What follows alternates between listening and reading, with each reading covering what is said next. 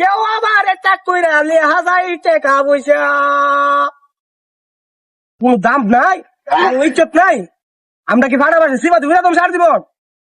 সে তুমি একটা প্যাসেঞ্জার আছে, প্যাসেঞ্জার উঠছে, আমি কই যা করতেন তা করতেন না।